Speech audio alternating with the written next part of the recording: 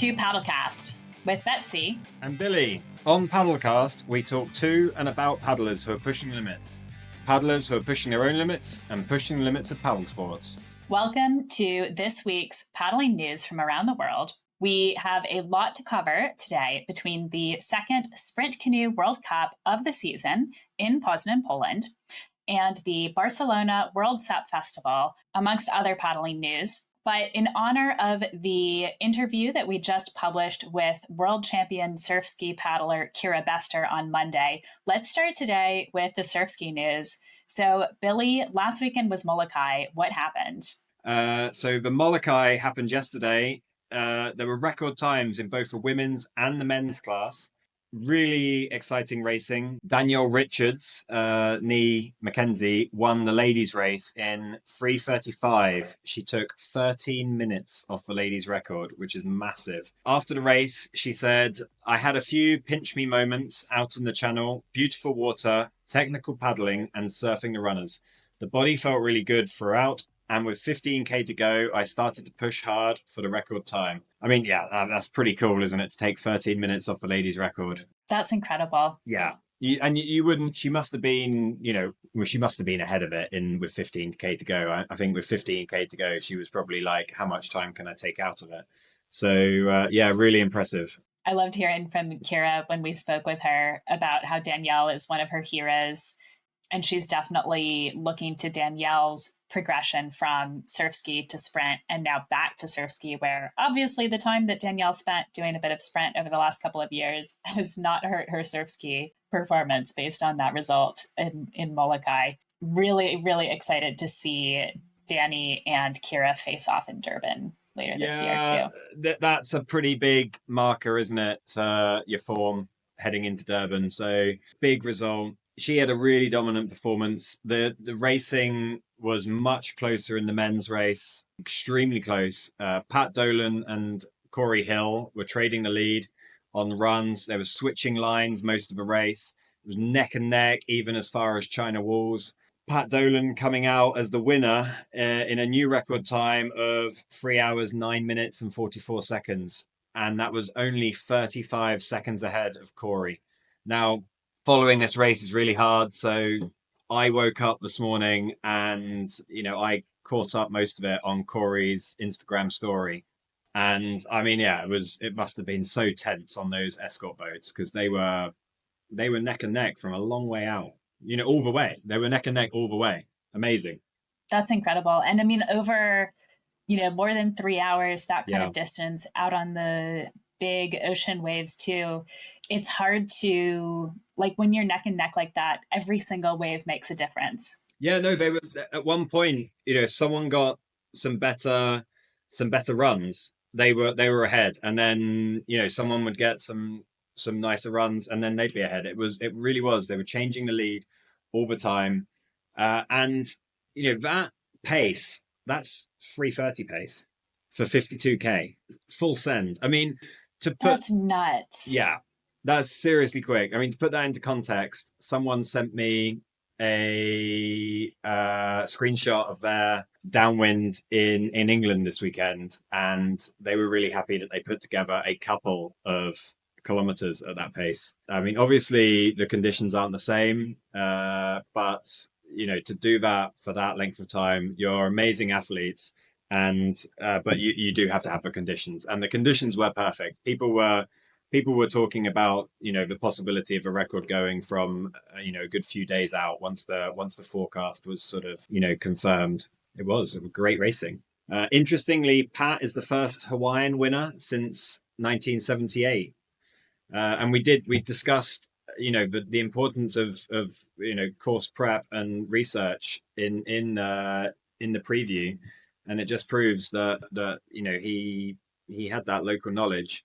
He was due to do the outrigger Molokai, which was, when was that? That was a couple of months ago? Just a few weeks ago. But he chose to sit it out to focus on the surf ski, and it paid off. That's really amazing. Pat is a good paddler, but, Cory has... How many Molokai wins? Yeah, Cory had 4, and he was, he thought he was heading for his 5th, and Pat managed to put the spanner in the works. That's pretty impressive from Pat.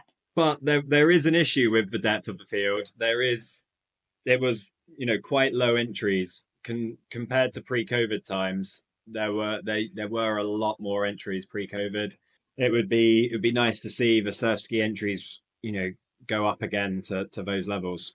Yeah, that would be good to see. I think it's such a phenomenal race to be able to do. And the depth of field in the outrigger race is unbelievable. I mean, just the number of incredibly top names in tight racing in the outrigger side.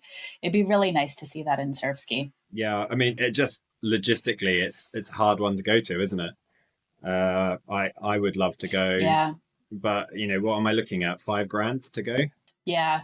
Perhaps it's just gotten prohibitively expensive. And with most of the surf ski scene currently being between Australia, New Zealand, South Africa, and Europe, it's not really very easy to get to Hawaii from any of those places. No.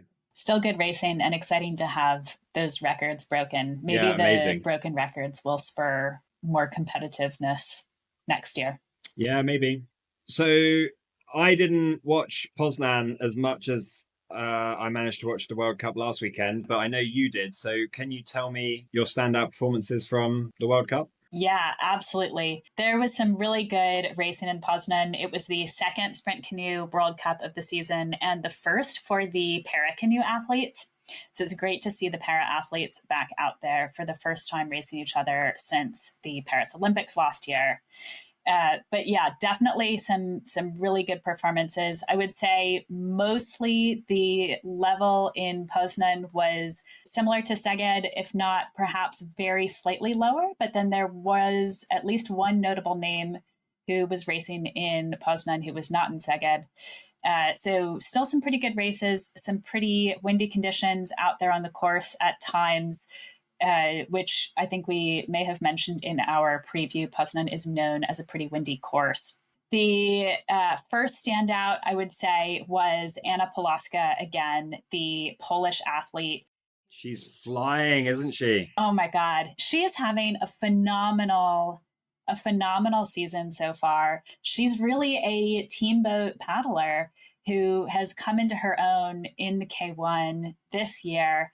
I think that's a little bit of a theme that we've seen across Szeged and Poznan with other teamboat paddlers like Gabriele Casadei in the High Canoe from Italy and Natalia Drobot from Australia in the K1. And of course, Anna Pulawska from Poland. For Pulawska, this was in front of her home crowd. So after her victories in the 200 and the 500 in Szeged, it sounded like she was just over the moon to have another win in front of her home crowd in that 500-meter Olympic distance ahead of Aimee Fisher, Zsoka Csikos, and Wang. I mean, they're big names there. Yeah, absolutely.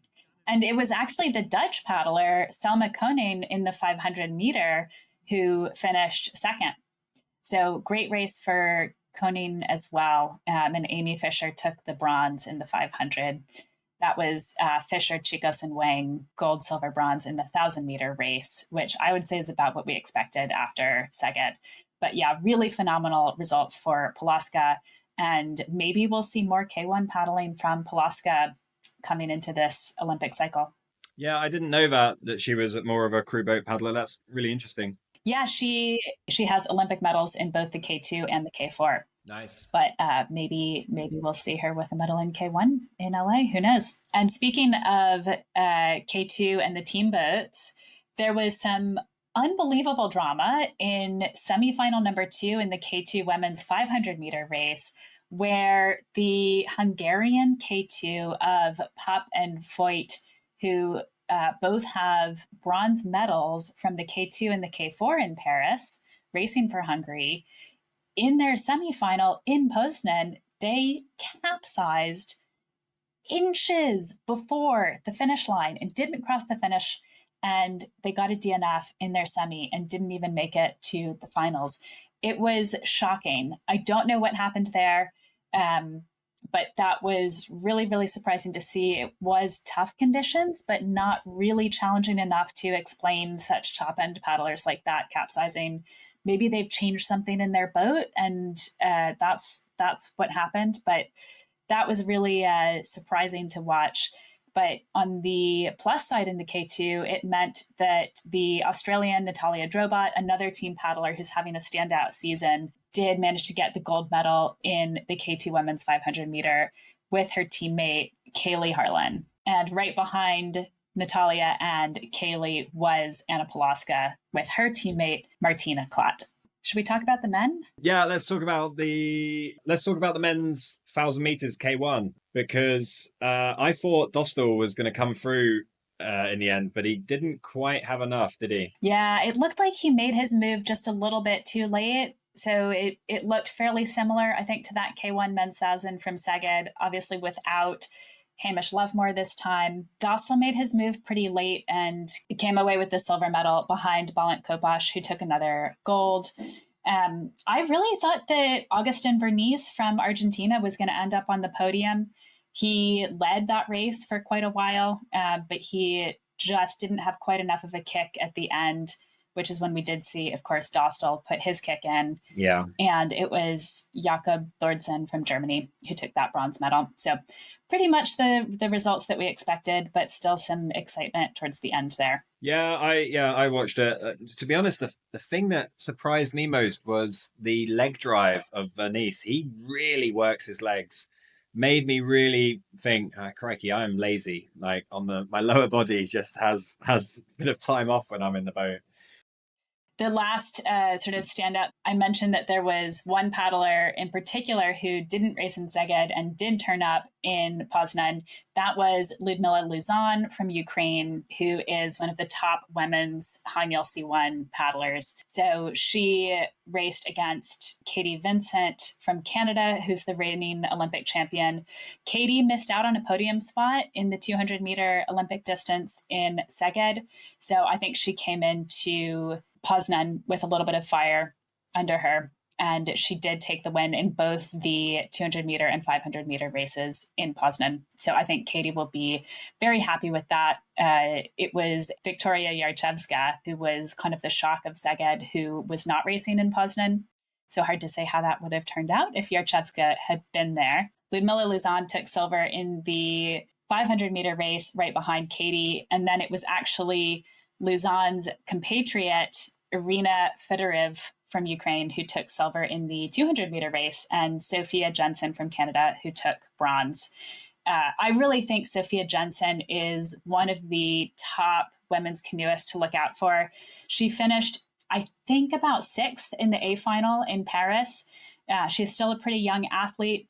I think she trains a lot with Katie Vincent. Katie trained with Laurence Vincent Lapointe. So there's a huge legacy of women's canoe in Canada and a really robust program that is just churning out some incredibly top-end athletes. So I would say definitely keep an eye on Sophia Jensen. And we also saw, more depth of field than just Katie and Sophia in Poznan, as the Canadian team seemed to be swapping around some of their women's C2 pairings between a few of the different paddlers there, which just shows off, they're still in an experimental phase ahead of LA, and they have the depth of paddlers to swap things around and still finish at a very high level. So yeah, keep an eye on the Canadian women's canoe.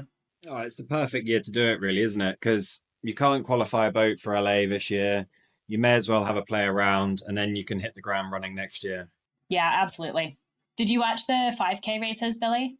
I did watch the 5K races. If you thought that I fanboyed over Hamish Lovemore, then it's nothing compared to my fanboying over Mads Brandt Pedersen. I did the Belgian coast race with him against him a couple of years ago. And I actually gave my phone to someone and said, look, I'm going to go and just stand near him. Can you get a picture? And I should have just asked him for a picture, but I was too afraid to do that. But no, he's flying. He won the 5K. He gave everyone a lesson in how to do, a longer format race. He is in great form ahead of European Marathon Championships next month. I believe he had 2 PBs in the 1,000 meters. I'm not completely sure it is, but I don't think he's put together two 330s certainly not in the same regatta. He has started he started doing 1,000 more, and he will be trying to sharpen up to see if he can get qualified for LA. He didn't manage to get qualified for Paris, but it's moving in the right direction. But the 5K was, really, it's a shame to see some of this 5K action. But we should talk about the ladies 5K first before going on to that discussion. Yeah, sorry, Mads won the men's 5K in a really dominant performance. His move was at the first portage, and he got a big lead. And a similar thing happened in the ladies 5K, didn't it? Yeah, Zsoka Csikos did the same from Hungary. She's another one who's just had an incredible first two World Cups this year and really sort of stepping into her own, coming out of the phenomenal depth that Hungary has in terms of top level paddlers. But same as Mads, she separated on that first portage and just didn't look back. So the real fight was behind her. Yeah, it was pretty good to watch between particularly the Italian paddler and another Hungarian paddler who were behind Zsoka Csikos until the Hungarian paddler seemed to have a rudder issue and had to pull out. I think it was just before that last lap, which was really disappointing for her. It did lead to some great racing from Emma Russell for Team GB, giving a little GB shout out there. And Emma was able to pull into third ahead of a pretty competitive group behind the first two groups, which became the first two paddlers. And Emma took that bronze medal, which was really exciting. But yeah, some of the action on those portages is just really messy. And, they are racing. These are sprint paddlers. Some of them have marathon backgrounds as well, but they're using sprint boats. They're not allowed to use foot pumps to get the water out of the boats. So either they're portaging with water in the boat and it's kind of sloshing around, or they're taking time to try and dump their boat on the portages. A lot of them don't have much portage experience, which shows. It kind of feels like the ICF added the portages to the 5K just for the social media views. Yeah, I don't think these portages add anything to the race. You end up making a mockery of some really serious athletes who train really hard at sprinting, and they're not necessarily getting in and out the boat. A huge amount of marathon paddling is getting in and out the boat. And it shows the guys that do the marathon are much better at it. But that's not why people go to the Sprint World Cups. If you want to watch fast, exciting, short format racing with portaging, go and watch the short course racing at the World Cup, at the Europeans, at the Worlds. And the 5K should just be a 5K round the lake, and it would be more respectful for the athletes. And I think you'd get better result. You'd get results more reflective of who is better over 5 kilometers. Yeah, I felt like the 5K used to be a really fun race, almost kind of like a treat at the end of a really tough weekend of sprint racing. And you would see a lot of the athletes who, medaled in their sprint races go on to race the 5K against each other, and all about kind of the strategy of wash hanging and, drama around the turns and everything, which still made for good watching. But yeah, it felt like it used to be more of a treat for the athletes, and now it seems like it's more of a punishment. Yeah, I think it's a shame. I would think it would be better if they went back to no portages. I'm sure that the athletes that are there would probably prefer that. Yeah. I will say, I think, in addition to Emma Russell from GB's bronze medal, we also saw Beth Gill earn a silver medal in the women's C1 race. Another GB paddler who we mentioned in our preview episode is coming off of a shoulder injury and surgery last year, which was great to see. And I suspect part of the reason we see those GB athletes doing well in the 5K is because they do come from marathon racing backgrounds, because the marathon scene here in the UK is really, really strong. So that does probably help them out. But I think even, I've seen comments even from Fernando Pimenta, who of course is a top marathon and sprint athlete, saying he's not a fan of adding the portages to the 5K. So when you've got people like Pimenta saying that, that's a real sign. Yeah, I agree. I'd love to have seen Dan Johnson on doing the 5K. It's a shame he didn't. Same as in last week, Matt Collins could have done some real damage in those races. So it'd be interesting to find out why they didn't. Yeah, so we didn't see any GB men in the 5K race, so a little bit surprising there, but definitely representing on the women's side. I watched Dave Phillipson take the win in the is it KL2 200 meters, but I didn't actually see much of the other para stuff. What did you see? That's awesome. Yeah, I really enjoyed the para racing. And that is certainly an area where Team GB has absolutely dominated the last couple of Olympic cycles. Looks like they are gearing up to dominate again this time. And that some of the most exciting para racing was the VL3. For anyone who has not tuned into para canoe racing previously, the terminology for para is K versus V. So K is kayak, of course. V is va'a, or canoe, which is a seated Polynesian style canoe that they use instead of the high-keel canoes for the para athletes. And the numbers 1, 2, and 3 indicate the level to which the paddler's disability affects their paddling. The paddlers in the category labeled 1 tend to be most impaired. So this could be things like, core rotation is affected or something more severe, versus level 3 would be least impaired. So this could be something like, lower limb difference, where obviously their paddling is going to be affected, but not as much as someone who has an impaired core function. Despite having a very good friend who is a para athlete, I didn't know all the categories until I saw a really good post about it this weekend. And I'll send that to you so we can put it on. But it's got a really good picture of exactly what level of impairment puts you in which category. So I'll send that to you. I'm guessing that's the one from Canoeing Aotearoa, which I put into one of my Paddle Daily preview videos too. So we'll flash that up on the screen here, just so you can get a nice visual of it. But yeah, it's incredibly helpful. And once you kind of get used to the categorization, it's pretty easy to follow from there. So yeah, in the KL1 category, this race I was really excited for because it had Catherine Wollerman from Chile, who is one of the most expressive and charismatic paddlers out there. And she's just really fun to watch on the water. So I was expecting Wollerman to win her KL1 race, but she finished silver, pretty tightly behind the Ukrainian Maria Mazula. So great result for the Ukrainian paddler, still a medal for Wollerman. And that certainly sets up some good racing over the next few years heading into the Paralympics in LA. It was Brianna Hennessy from Canada who took bronze in that race. In the VL2 men, this was some more tight racing, and we had GB paddler Ed Clifton racing in that. And it was the two Brazilians who are really, really strong paddlers who took gold and silver, but swapped order, I think, from Paris.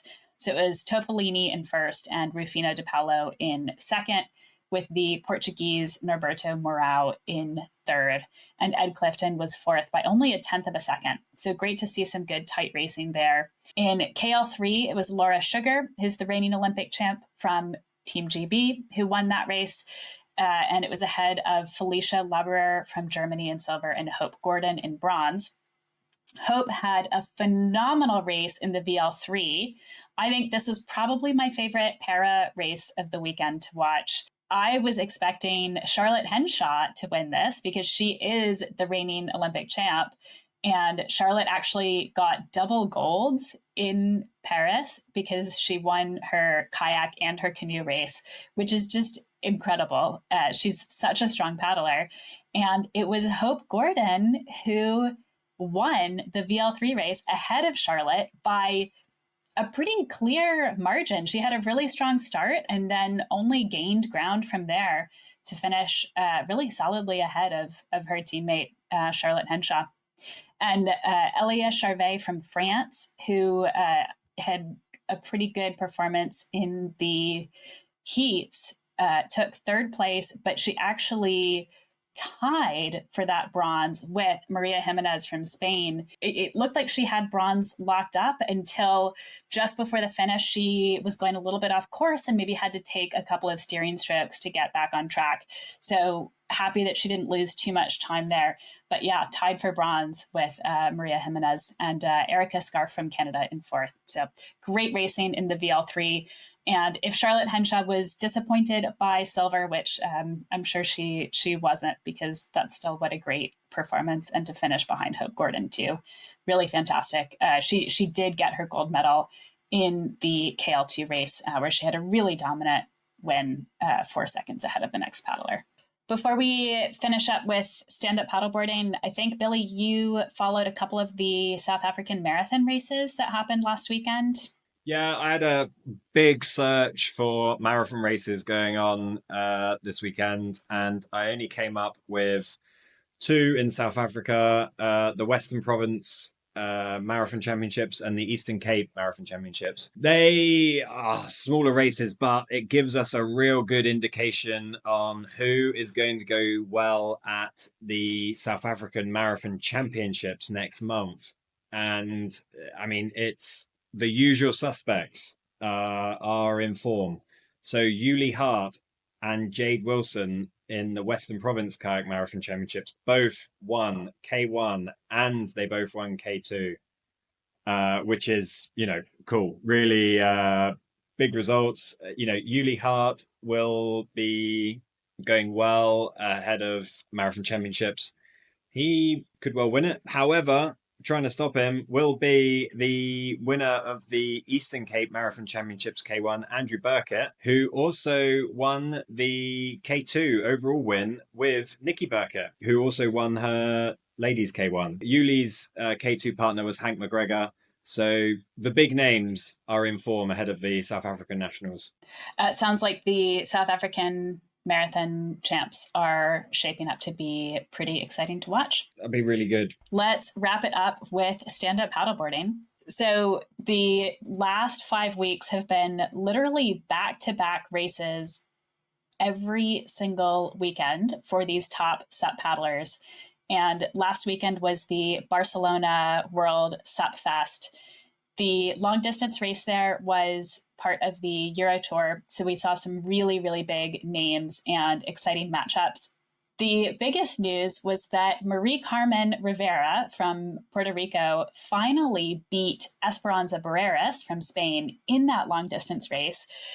We talked about their rivalry in the last news episode, and it has just been Espe kind of pipping Marie Carmen to the line on all of these long distance races in an almost unbroken string until now. And Marie Carmen finally got the win, but it wasn't quite the way that I think anyone expected. So Espe actually got off to a really bad start at the beginning of her distance race. At one point, she was 30 meters behind the last paddler and had the comeback of the season. She paddled through the entire field, which is a really top-end field, to finish in fourth place. So phenomenal for Espe. I would say, not completely unexpected from her, because that is just the strength of paddler that she is. I was watching the Total SUP live stream, and Mathieu said that he would eat his hat if she managed to get onto the podium.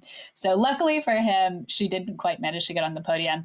If it had been, a little bit longer or maybe double the distance, I wouldn't be surprised if Espe could have come back and made it onto the podium, because she seemed to be moving really well after that bad start. But it was great to just watch her smash through the rest of that field. I'm sure not super fun for the women who are working really hard, only to be passed by Espe. But really exciting racing from Marie Carmen and Duna Gordillo and Alba Frey, both from Spain, who finished in second and third. It was Alba in the second position for a while until Duna managed to pass her around one of the buoy turns on the beach. So they had to run into the beach, turn around a buoy, and go back out. And Marie-Carmen had like the most beautiful and perfect re-entry coming out of that turn. It was so pretty to watch, just, super smooth getting back onto her board. And then Alba was right behind her, and Alba just fumbled a little bit. And all it took was that tiny fumble for Duna to just absolutely smash past her and take second position. I enjoyed the tactics of it because Alba did try to take some different lines to gain that second position back. At one point after that turn, she took a slightly different line where it looked like she did gain a tiny bit of ground and almost sort of caught up to them. But then Marie-Carmen and Duna kind of, angled back over and took the position first and second again. And then just coming into the finish about 600 meters before the finish on the beach, Alba took a much wider line to probably try and catch some bumps there. And it looked, I think, maybe from the outside a bit questionable, but I felt like she probably made the right decision there because Espe was far enough behind her that she had third place locked up. And I would guess that she was probably making a calculus of, look, I'm either going to finish in third or I can take this risk, maybe catch a bump and finish in first or second. But I'm not at risk of losing third, so I'm just going to take the risky line. So I can totally understand why she made that choice, and it was probably didn't make too much of a difference in the end. But really, really fun race to watch. She's really good in the bumps, so I could see why she took the gamble. Yeah, absolutely. Yeah, if she had managed to take advantage of that skill set and catch some bumps, it could have been a different result. Talking of Alba, I listened to her podcast, the Rise and Glide podcast, and it was really interesting the way we talk about different disciplines contributing to your paddling, like when we talk about WWR, surfski, marathon, and that sort of thing. She was also talking about downwinding and SUP foiling, like really adding to the whole game. I found that really interesting. Yeah, absolutely. I think each of the different kind of SUP disciplines, as you say, similar to the different kayak and canoe disciplines, will give you a different set of skills. So, probably the time that Alba has spent on the sea doing other disciplines is part of why she's so good at catching the bumps in a long distance SUP race. And I expect it can help with your board handling too. Like adding that foil on the bottom of the board requires a whole other set of just understanding how every single tiny movement is going to affect what you're doing, because those tiny movements will have outsized impact with the foil on the bottom. So I expect that the foiling is probably really good for your board handling skills. Yeah, I reckon. In the men's long distance race, it was Shrimpy who completely dominated again. He's looking untouchable this season. He did really well, got out to an early lead, kept the lead. The chase group wasn't too far behind him, but who's to say that if it had been closer, Shrimpy would have been, still ahead and just pushed a little bit harder. So more action in that chase group than at the front. Yeah, so behind Shrimpy, it was Antonio Murillo, Arthur Aritkin, Aaron Sanchez, and Tichuan Puyo. Great results for Murillo, Aritkin, and Sanchez, who are Spanish, French, and Spanish. And Titu is from racing for France, but from New Caledonia. He has kind of just come back into some of this racing. So traveled over for the Barcelona SUP World Fest, and he was surprised by how well he did, finishing in fifth. He said, I am a little surprised, to be honest. I am a little bit away from those races for now, but happy. So really good from T2. And I definitely would say, keep an eye on T2. He's a really strong paddler. He does outrigger canoeing as well. So another multidisciplinary paddler. And he's medaled in the World Championship events in outrigger. I'm not as surprised as T2 was to see him finishing so well in this kind of race, because he's a strong paddler. We'll see what else he's racing this year. I was a little bit upset because my favorite Paolo had a bad race in the long course. I think he fell in and he was 14th. Yeah, it's really competitive, and one mistake can definitely affect your race. Yeah. In the technical racing on the Sunday, we didn't see some of those top names in the mix, which left it a little bit more open. It was in the women's technical racing, Sveva Sabato from Italy, Jenny Kalmbach representing Costa Rica, and Yona Rive from France in first, second, and third. Sveva Sabato is only 15 years old. And winning against pretty stiff competition in that women's technical race. She's had some other really good finishes this year too. As reported by Total SUP, she has been paddling since she was only 6 years old and trains with the two-time junior world champion, Claudia Pistiglione. And Sabato has said that she wants to win the junior world championship in Abu Dhabi later this year. So far, so good for her. Let's see if she can pull it off.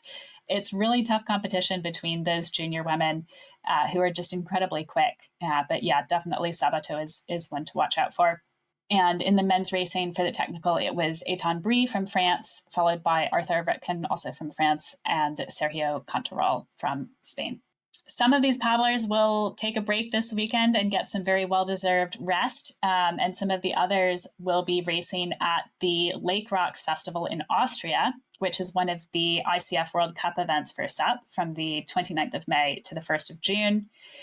Looking at the men's race, it looks like we'll have the leaders in the current ICF rankings there racing, which is Donato Friens, Filippo Mercuriali, and Fedon Dukas. So that'll be good to watch. These are paddlers who've prioritized some of the ICF events this year. I'm also expecting Michael Boothie, to be in contention for a podium spot. And then we have some high-level competition in the Masters category as well. And I believe the Lake Rocks Festival has made some prize money available for the age categories, which is pretty exciting. So Peter Weider from Germany, who's a three-time world champion, Joop van Bokkel from the Netherlands, and Gabor Sabo from Hungary will be racing. So could be some tight action there. In the women's event, it looks like it is going to be a race between Esperanza Barreras and Chelad Kochis. So Espe will probably be looking to have her typical long distance race where she just completely blows away the whole field. She'll be hoping for a better start than she had in Barcelona. Chelad Kochis has been missing from the last couple of races. I believe she was ill sort of in the middle of this 5 or 6 week period. So hopefully she'll be feeling well enough to have a great race in Austria, because that would make some great action if we've got Espe and Chelad there. I'm not sure who else is really going to be in top contention amongst the women's field. I did see that Mike Euchre at Stand Up Magazine reported that Juliette Duhaime would be racing, who hasn't been out to Europe yet, at least recently, Juliette from Argentina, but I don't see her name on the start list. So I'm not sure that she is going to be there. And we could see some others turn up, perhaps, who are not listed on the start list right now. But definitely with Espe and Chelad signed up, I think that's going to be a good race to watch.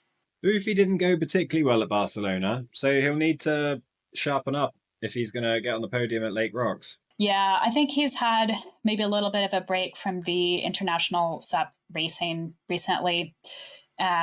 It could be just the opportunity he needs with a slightly less competitive field at Lake Rocks to get onto the podium, and maybe a good confidence boost for him after, good but not great finishes, I would say, based on sort of his standard at the last few races. Well, I think that's all we have time for today. So thanks for tuning in.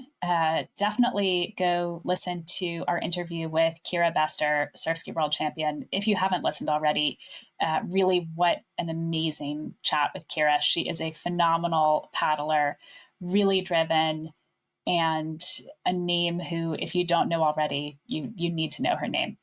Yeah, I really enjoyed doing that interview. So until the next one, see you on the water. See you on the water.